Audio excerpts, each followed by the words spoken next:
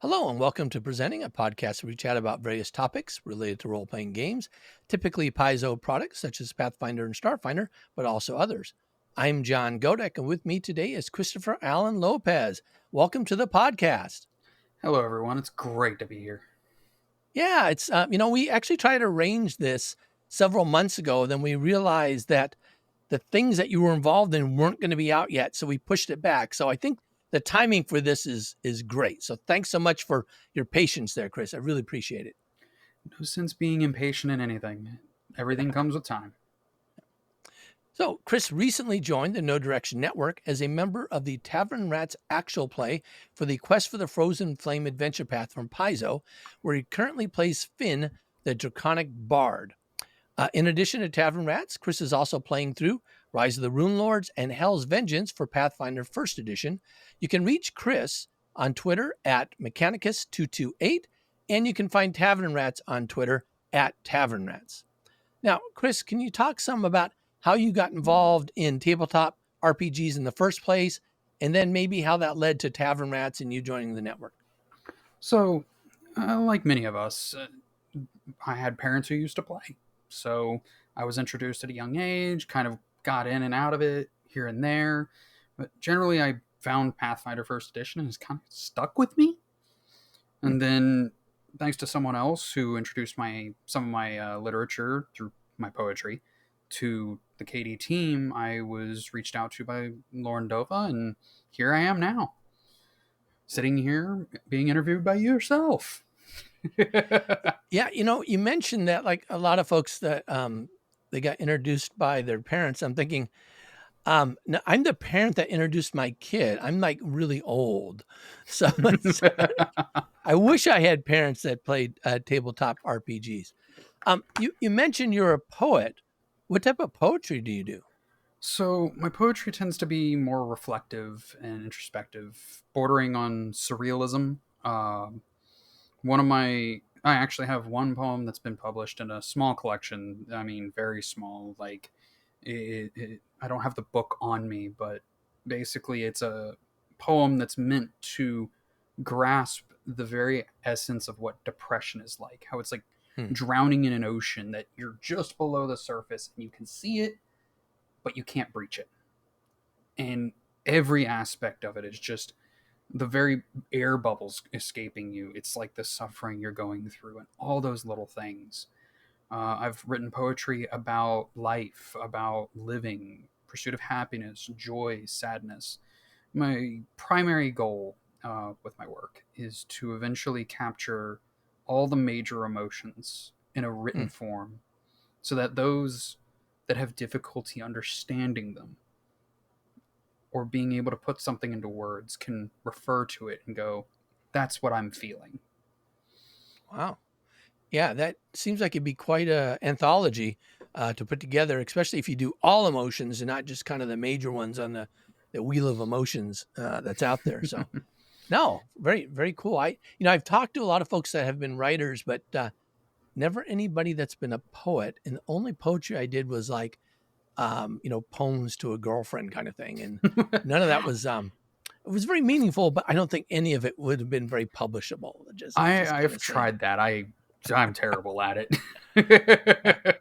So, can you talk a little bit about how Tavern Rats came into being? You mentioned how you joined, but can you talk a little bit about the history behind it and how the decision was made to start with Quest for the Frozen Flame, which I am very jealous of because the first book written by Ron and Stephanie, they're both really good friends of mine. So it's like, I would love to play through that. So originally I was brought on with another gentleman by the name of Drew. Some of you may be aware of him from Legend Lore, and he does a little bit of that. He actually does the audio work for both us and Legend Lore. But Lauren reached out to us both as we both came from the same group, and we sort of fell into place. She started working out ideas. She reached out to Owen Stevenson at one point, who had some things happen. He couldn't stay with us, unfortunately. So really looking forward to that. Yeah. There's so much I could learn from him. But I'm still learning so much from Lauren as well as Michelle Jones. And she's the Jessica. GM, right? Yes, Michelle is our GM. And Jessica Redicop as well, who has been a fantastic teacher. I've learned so much from all three of them. I would say Mm-hmm. both, but Mm-hmm. Lauren's been, holy smokes, she has made transformations with me that I was unprepared for. Wow. Um, she's been a fantastic like set of eyes on my writing. Tears me apart every chance I get, but you know what? I'll take it because that's a way I can improve. Mm-hmm. And so going back onto the subject here, because I'm going on a tangent. The Tavern Rats, we sat down, we kind of were spitballing ideas, getting ideas. What are we going to call ourselves? Drew being completely new to Pathfinder. This was his second group, and I was there for his first session, not even 6 months prior to us assembling this. I myself am brand new to second edition, which I'm learning right now. Come to love it. I know plenty of people that don't. They don't like how watered down it is. Oh, I love second edition. Second I think edition just it's so tight. The math is so tight. I the really like only that part of it. the only thing that I've heard, and this comes from somebody who works in the financial sector, it doesn't have the same crunch. The math isn't crunchy. I'm bad at math, Who? so What? Somebody's saying that Pathfinder second edition, the math isn't crunchy compared it to isn't first crunchy. edition. It isn't crunchy I as first edition. think they're mistaken. I happen to have a PhD in business. I will say definitively, second edition has more crunch, and So I'll go to bat with your finance friend anytime. We'll see. for me, I'm still learning. I was never good at math to begin with, so second edition is definitely a lot more friendly for me. Yeah. That being said, it's been interesting learning. But dialing it back, we'll touch on that a little later. The team, we assembled it, we got the ideas, we started working out how, like, what are we going to name ourselves? What's kind of our gig? What we agreed that we're going to do kind of like the friends around the table vibe, right? Right. I like You want that. to keep it, you want to keep it open and accepting. We've got people of all skill levels here, all various backgrounds. So when it came down to it, we were like, well, we would kind of be friends around a table, maybe in a tavern. And Mm-hmm. then the rats thing kind of started bubbling up, and we kind of rolled with it, and it kind of just stuck, you know. Like you throw something at the wall, it sticks, it might not, and eventually, when it does stick, you're kind of like, you know what, that looks good there. I like it. Now, did you guys talk about party composition? So you're playing a draconic bard, which you'll have Mm-hmm. to explain a little bit more. So Oh, I I absolutely think will. I know what that means, but I just want to make sure. But did you say, okay, we need this type, this type, this type? Because it seems like you have a pretty good spread when I look at your party composition. Mm-hmm. Or did you say this is just what each of us want to play and we'll just do it regardless? So Finn went through probably about 4 different iterations, actually. Wow. Yeah. Oh, getting a chance to play second edition, I admittedly saw all the options presented to us. We're using the free archetype system, so that Mm-hmm. just cracks open a whole world of potential. Well, then I Right, was right. given access to the third party book. Heck, I forgot what it's from. And I mentioned it actually on Twitter in response to someone who was asking about Finn. But his heritage, he's human with the Draconic Scion background. Now, Oh, okay. for Okay. the sake of spoilers, I actually am not going to give away what he is, but I will give a Good. little hint. He No does. spoilers. Oh, okay. No hints? No Yeah, hints. yeah, no. Make people listen. Make people listen. Fair. But he is a Draconic Scion, which gives him access to similar things to like the Draconic Blood Sorcerer and a couple other Right. things that give Draconic feats. Right. However, it works as a heritage, which leads into a lot of other cool little things that I'm able to do. But it also comes from a third party book. Um, Right. what was it called? Battle Zoo. No, Battle Zoo? Right. Probably the Battle Zoo. Yeah, because they have a Yeah. lot of. Mark Seifner did a whole ton of stuff on dragons in there. So It was Battle Zoo Dragons, I believe. But yes, more the point is, it gave yeah, me from Roll for access. Combat. Yes. It gave me access to some really cool things that are going to show up later. Nice. Um, Very that nice. being said, the Bard himself wasn't the first iteration. I was actually originally going to do a summoner. Hmm. I've wanted to play a summoner in first edition for a while, and unfortunately, due to people burned by the synthesist summoner, as I'm sure we've all heard of, the many stories regarding what that can do, A lot of people are not really keen on it, unfortunately. So I finally had an opportunity with this group, as their whole philosophy is play what you want, Right. which I'm not used to at all. I come from groups that are very restrictive in a lot of ways. I have one group, the one that's currently going through Rise of the Rune Lords, that is not restrictive. They're just like, the most advanced firearm you can use on a gunslinger is a revolver. Yeah, fair. Fair. I kind of get that, you know. That era, that kind of area, you're not going to really have the, the full shotgun. You might have a blunderbuss, but that's about it. Whereas I have another group that is very rules lawyery. If it's not by the book, it's wrong. And I'm like, where's rule zero? Where's rule zero? If you're not having fun, what are you doing? It's meant to have fun. So, going back to Tavern Rats, I found my group, and we discussed a little bit of party comp. Like, we were like, okay, we need a healer. What should we do for a healer? We need this. But then it was left open from there. I ended up going through Finn as a summoner. I did a sorcerer. I did a bard. Back to the summoner. And finally settled on the bard, but I took it a different direction. Because I was thinking the song singer from, that background, but I was like, that's a little on the nose. What is something a bard can do? And then I remembered, bards are not strictly musical. A bard is of the arts, right? So why not visual art? Why not painting? So he casts his spells through his brush. And one of the first things that he actually does in the campaign is he flicks ink into the air off his brush and casts a magic missile with it. Oh, Just that's a a simple nice idea. visualization. And recently, this is the way I've been picturing using bardic inspiration. I forgot what it is actually referred to as, but the emanation effect, where it gives that morale bonus, is he creates an imagery, like stampeding animals charging towards the enemies, or a brilliant aurora that envelops the whole party. Something awe-inspiring. You're using visual art. Get creative. Have fun with it. Now, go ahead. No. That's great. So, the real trick is figuring out how to take things that were originally designed for a musical bard, the traditional bard you all know and love, and applying it to a painting case. Like the bard ability for Pathfinder Second Edition, Triple Time. I've tinkered around with ideas for it, and I'm like, how could I make that work? Oh, the ink comes off the brush and envelops someone's feet or whatever they take, and it just happens to move them at a faster pace.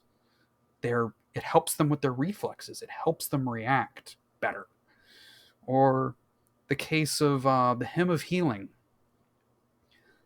Your ink washes over their wounds, slowly healing them over time. Now, is it always ink, or is it sometimes paint? Because you've kind of gone back and forth with that visualization. A little bit of here, a little bit of there. Yeah. I mostly use paint with Finn, but why not both? Could be watercolor too. It'd be kind of fun.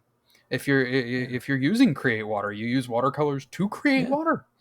Yeah. Little ideas like that open up a lot of potential. Now, that being said, there are other things I have done with Finn in upcoming episodes that give nods towards his heritage a little bit. Nice. Well, I don't want you to give any spoilers on those. Oh, no. But not all of his spellcasting comes from his paints. Some of his spellcasting comes from elsewhere. Very cool. Very cool. Now, so you mentioned that you've already recorded some episodes, it sounds like. Some additional ones. Even though you just had the one coming out. Can you tell me what your recording schedule is like in your process? I presume you're doing it online, or are you doing it in person? So we're scattered all over the country. Drew and myself live here, Florida. Lauren, where she lives, Jessica Redicop, and Mimi, where they live. Oh, yeah. For sure. So what we do is we actually work through vMix. We use vMix alongside Discord, using a backup through the Discord bot known as Craig. Now, Oh, it's been I've used Craig. Craig is very finicky at times. Craig may be finicky, but he saved our skins already. We had a vmix call get corrupt, and Craig came in for us. Good for you. Now, We had some bad luck with Craig. That's why I switched over to Zencaster when I'm using it. now our recording schedule is every other week. We tend Oh, that's good. to try to record on Mondays, every other Monday. That way, we're not interrupting the Legend Lore thing, while we're not interrupting Michelle Jones' schedule or Jessica's schedule, and Mm-hmm. we try to keep it consistent. Of course, everybody has things come up. Um, I personally don't have too much going on right now. Thankfully, that was last year. Um, but for now, it's just keeping that schedule going. We have about 5-6 episodes ready to go right Oh, that's now that are, awesome. yeah, Yeah.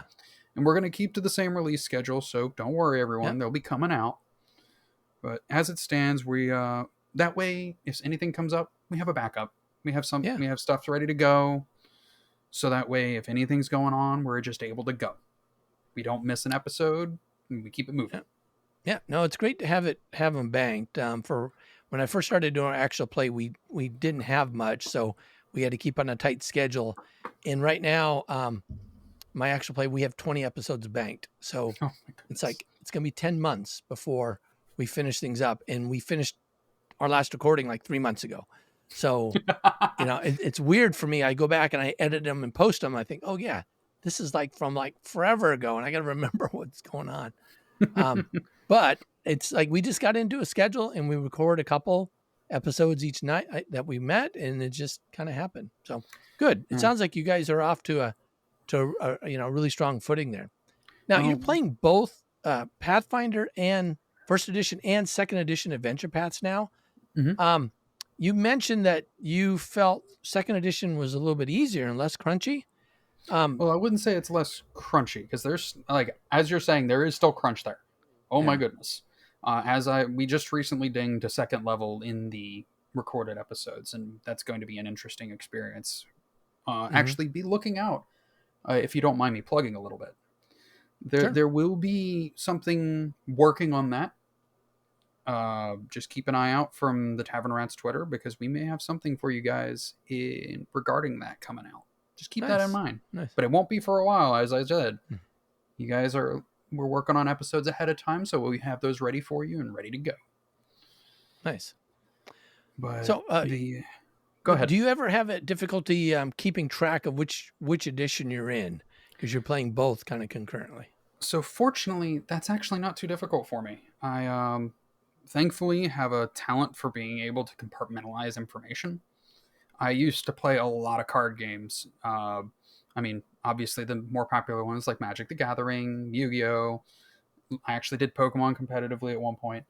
However, I've also played other games, and keeping track of all of that when I was competing in all of them at the same time. You just learn to compartmentalize Mm-hmm. information, and thankfully, after playing through 7 different tabletop RPGs, all with different rule systems, you kind of just learn to separate it.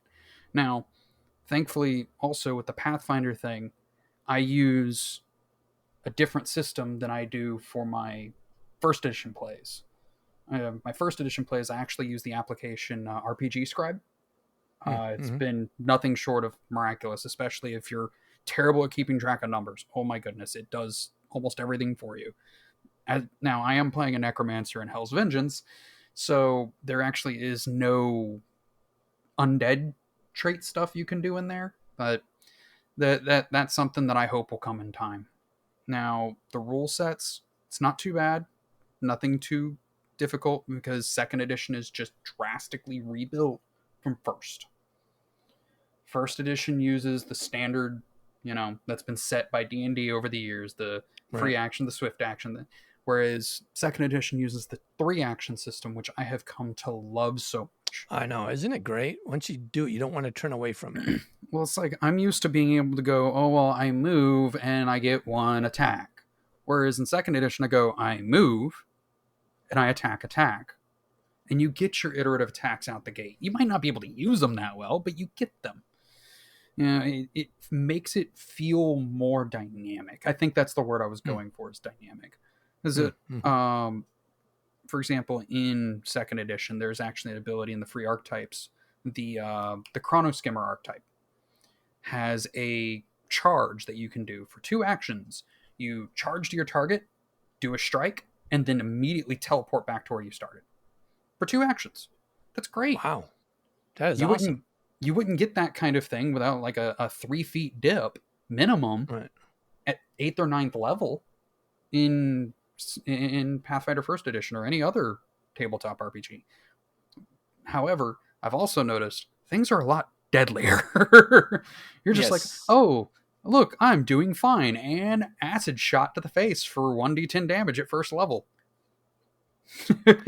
Well, and how crits work as well. I was playing Oh, a I love it. game just on Wednesday last week, and I got critted 3 times in one encounter.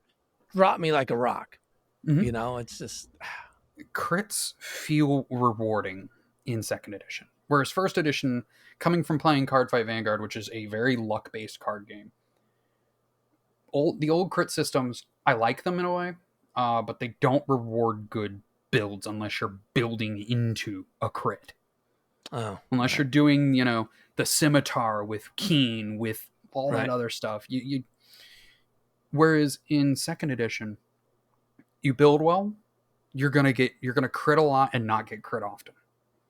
If you build a spellcaster well, you're gonna crit succeed on all your stuff more often. You don't build well, you're gonna crit fail on your stuff, and it's gonna hurt. yeah, I actually dread not the nat 1, but the fail by 10. Whew. right, I'm like, oh, I don't want to fail by 10 on this. That's not good.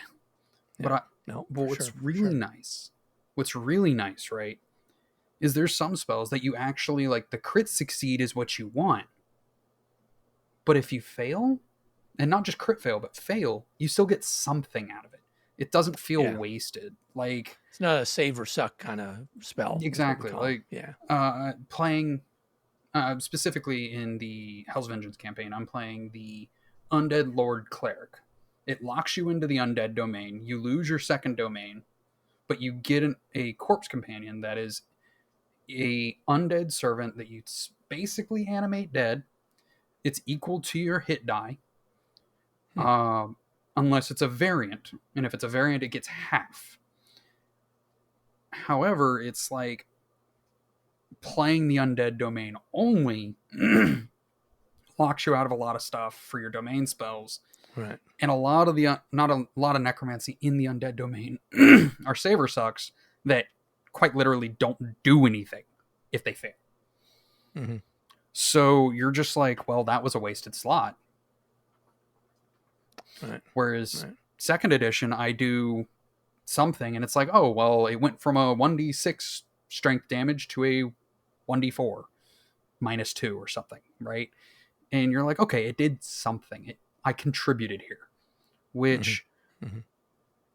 to compensate for that, they made the encounters more deadly. But honestly, I like the deadlier encounters. As I said, I don't know if I said it. My other group tends to use a remixed version of Rise of the Rune Lords that's full of all sorts of nasty tricks and traps. Mm. And I enjoy the deadly encounters. It makes it feel good when you do something right. Right. And Right. it punishes you for getting cocky. You don't Mm-hmm. want to run into the room with a white dragon that's an ancient white dragon. That's a bad Right. idea. Don't do it. Don't do it. But it does reward you when, your sorcerer successfully baleful polymorphs a white dragon that's 800 feet in the air. Right. It's like, oh, look, now it's a rabbit falling 800 feet. So now that you're doing the Tavern Rats actual play, what advice do you have for people considering starting their own and playing in an actual play? What have you learned so far? Well, I'll actually be partially addressing this in my upcoming blog because part of my blog is actually for the people that are going to have a desire to do this sort of thing. I myself, everyone, this is my first foray into this kind of environment. I'm a private person. I've never really done the broadcasting or anything like that too much. When I did do stage production type stuff, it's been, God, well, I'm 32 now. It's been 17 years since I touched that kind of thing. So for me, it's kind of getting back into it. The major thing is trust yourself. Like, I was brought in for my writing. Sure, people like Michelle Jones, Jessica Reddicobb, the Paizo writers, the freelancers, they far outclass my skill. I mean, holy smokes. I put my stuff next to it, it looks like a chicken scratch at best. However, you were brought in for a reason if you do it. And if you're doing it, set your own expectations. Don't Hmm. don't try to aim for those stars up there. That's a terrible idea. Don't try to compare yourself to Critical Role. Don't try to compare yourself to all the big names. We all aim to be there, but you're not there. I'm still learning. I am an amateur, but it's a hobby and it's something I enjoy doing. The major thing is find what you're good at, lean into that, but never stop improving. Always find ways to get better. I mean, even as much as it could be like me learning to better use an Oxford comma, like learn to put it where it belongs. Or better yet, not learn to not use it. I Learn to like the Oxford use comma, though. I don't know. what was it? Lauren recently introduced me to two elements of writing that I didn't even know existed: the in dash and the m dash, and I still don't entirely understand them. But they're more elements of breaking up a sentence structure, just like you would use a semicolon. Yeah. Yeah, So it's apparently just M dash is not favored for a lot of writing. So I'm still learning, so I'm just gonna yeah, roll with it. yeah. But my thing All is, right. oh, go ahead. I was gonna say, continue on. I wasn't sure if you're still talking about your advice Oh, there. We kind of went into writing things. So yeah. Oh, I could go on for hours about it. The major thing is trust yourself. You're gonna have doubts. You're gonna have the imposter complex. I'd had it huge when I first got on with No Direction. I'd been going through a lot. I mean, I just went through a terrible breakup. I just started therapy. I had just started this whole process of going through medical problems. A stomach infection that had been ongoing for 10 years was finally getting resolved. So for me, it was just so much at once. And then meeting all these people that have written the books or had hands in the books that I had been enjoying for years at this point, on top of all of that, you can imagine what that's like for somebody. I mean, Lauren gave me crap because at one point when I first was introduced to a few people, I was like, "Oh, I'm starstruck. This is too much. I'm already ADHD, and I'm just over here going." But understand that you're going to have the self doubt. You're going to have the imposter complex. It's going to hit you.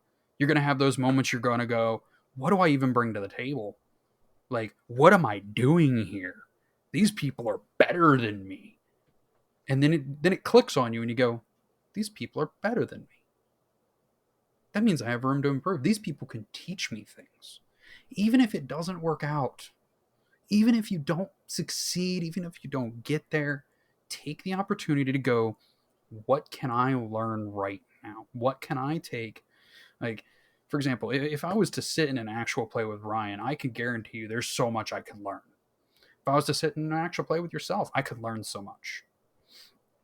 And that's what it's for. I joined Up in No Direction originally kind of on a whim. I had not been doing much with my life. I needed something to go. I needed something. And then as I got in, it kind of started to settle. And I was like, I could get used to this. This is different. I've got a healthy table. I've got a welcoming environment. But most importantly, I'm learning again. I'm improving. I'm writing again. And that's really been the thing is it boils down to, again, trust yourself.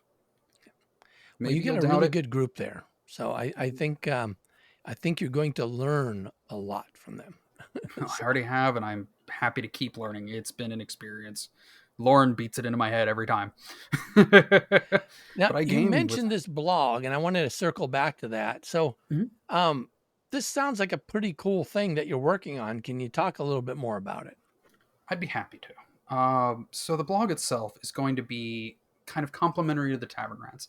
Part of it's going to be recaps of what's been going on in the episode that just aired. Part of it's going to be a more down to earth experience. As I'm learning second edition right now, and I'm completely new to this whole thing as from the ground up.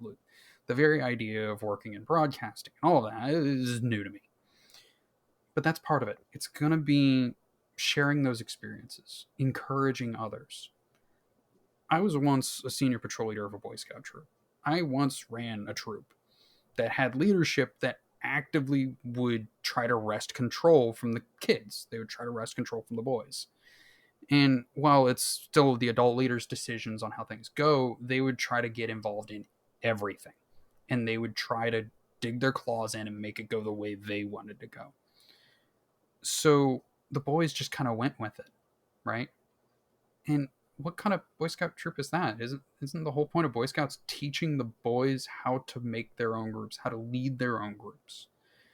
And ever since then, it's just kind of been, I want to inspire others, show them that they're not beholden to some preconceived notion of who they are. Be yourself, experiment, see the world for what it is. Don't see the world you're shown. I mean, isn't that what playing Pathfinder's all about? Being something more than you are and experimenting with sides of you that you may never get the chance to do. Seeing new things through new ways. Like, I built Finn, right? Finn's personality is, if in the first episode, I'm still working on the first couple episodes, I'm still kind of dialing them in. You guys are going to notice that real quick. I think about episode 3, something changes. We went through an entire boot camp after that. But Finn is built as a mechanically as a switch hitter, right? He opens the combat with some little bit of crowd control here, a little bit of buffing here, and then once all that's said and done, he switches over and starts getting aggressive. But as a character, I've built Finn to be insecure naturally. He's been through a lot. He's experienced a lot. He's unproven. He wants to prove himself. He's kind of relatable to the younger crowd, or even people my age or your age that have just finally got their lives going. And he's presented with this opportunity to see the world outside of the following, to see the world outside of what he's used to. There's so much more out there he doesn't know. And when he was introduced to Ren, someone from the outside world completely, from a completely different region, he's over there like, there's more? There's so much more? So he's excitable, energetic, and driven to be more, driven to do so much, but he also has an innate desire to protect those around him. Almost a compulsion. And it shows unintentionally in one episode where I was trying to do a party leader role, and it was terrible. It was a terrible decision on my part. Shouldn't have done it. I got chewed I want to out for that. circle back a little bit here. So you're kind of describing some things here. And are these things that you're going to be bringing out in the blog, kind of explaining this a Yes. little bit more detail, Mhm. or how does that going to fit together? So some of it's going to be, again, the personal experiences. Some of it's going to be, hey, trust yourself, do your thing. The major thing is just a lot of it is going to build into it. These are little things that have always been on my mind, right? But the real thing that's going to be in the blog is going to be my experiences compared to past tables, and not just in Pathfinder. Okay. I've come from numerous tabletop RPGs. I used to play D&D. I've played Mage. I've played 7th Sea. I've played Savage World Systems. Necessary Evil is absolutely fun, but my DM hated me for that one. But coming from all those different systems, you get myriads of different types of players. I have had tables that were restrictive. I had a Souls-like campaign. Somebody actually built Dark Souls in 5th edition. It was pretty cool. I died like 7 times. But I'm planning to share my past experiences. Maybe that'll resonate with people who don't have the best tables. Maybe those that only have had good tables and don't understand why some people might be put off. Maybe it could help the people get others into it and go, hey, this guy's dealing with your same problem and look at him. He's still going for it because he's decided to find a better table. And these will be related to what you've been going through with the Tavern Rats as well then. Mm-hmm. Tavern Rats has been arguably the best table I've ever had. I mean, sure, my other tables are fun, but this group, we're constantly on top of each other for personal growth. were like, hey, Mm-hmm. that wasn't cool. Don't do that. And we're like, oops, sorry. We have a sheet that we did before we even started the campaign that we all went through and marked off things we were okay and not okay with. So that way we could avoid them in the campaign. Oh, that's good. Yeah, Things you should that share that in the blog for sure.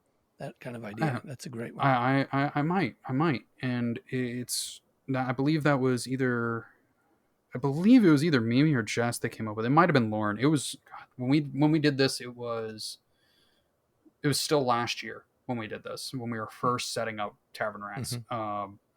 We have been ongoing with a lot of issues. People were being sick, Owen being out. We were Right. kind of like, what are we doing?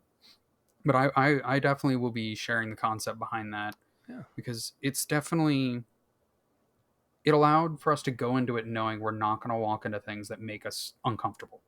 And if we Right. walk into something that's going to make us uncomfortable, we know. And Super. that Mimi can adjust it for the things that are just, don't touch it. Now, Right. if you don't want to have instances of a kid getting caught up in a warfare situation, well, that can be eroded out and redone in a way that's a little bit more palatable. Right. Right. You'll have situations like in Curse of the Crimson Throne, that campaign setting from first edition. For those of you familiar with it, there's actually like a citywide pandemic that breaks out. Now, when I was playing it, surprisingly enough, it was during the COVID-19 outbreak, which is very on the nose. A couple of our guys weren't cool with that. They Yeah. left that I can group. imagine. They were just Yeah. like, I ain't touching this. I ain't dealing with it. Not, no, no. Whereas me, I'm just like, oh, it's the campaign. Here we go. Yeah. Doesn't phase me. Yeah, I think setting ground rules like that is really important. It's, I've been fortunate, our actual play actually we played together for a couple of years before we Mm-hmm. decided just to record, and so we've been together almost 6 years now, and we never laid groundwork like that because we all knew each other, and a lot of that was kind of out. But when you bring a group of people together, a lot of them that haven't played together, I can see how Mm-hmm. that's really important. Well, And Chris, I've really enjoyed this opportunity to get a chance to get to know you and learn a little bit more about Tavern Rats. Thanks so much for joining us on the podcast today. pleasure. I just hope I didn't ramble too much for you. Oh, you were great. Thanks so much. Thank you.